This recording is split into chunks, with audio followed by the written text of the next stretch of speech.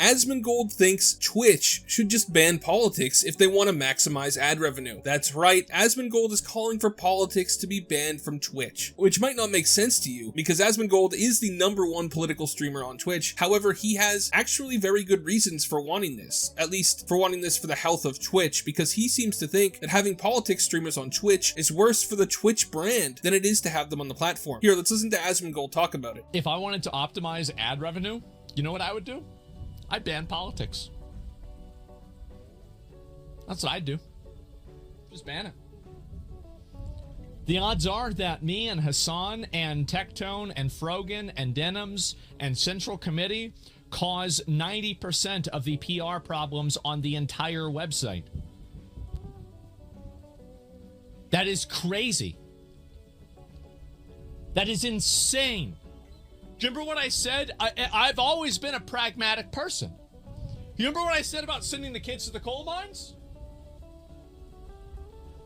The reason for that, like again, remember what I said in school? If you removed in your school the bottom 5% of troublemakers, what percentage of the problems in your school would have gone away? Most people answered between 70 and 100% of the problems, right? And so that 90%, yes, so 5% of the people create 90% of the problems. The funny thing is that on Twitch, 5 of the people create 90% of the problems. So yes, if I was Twitch, I would just say, hey guys, cut it the fuck out or you're getting banned. This is making us look bad, right? That's it. And am I crazy? How much would viewership drop? It wouldn't go down that much, right? I don't think it would really worth it. So if I wanted to maximize ad revenue, that is what I would do, right? Do you think the only reason they haven't done it is it means that Hasan couldn't cover topics they agree with on anymore? No, it's because they can't draw the line on what's political and what's not. That's the reason why they can't do it. And and the reason why they can't draw the line is because they're ideologically captured by California politics, right?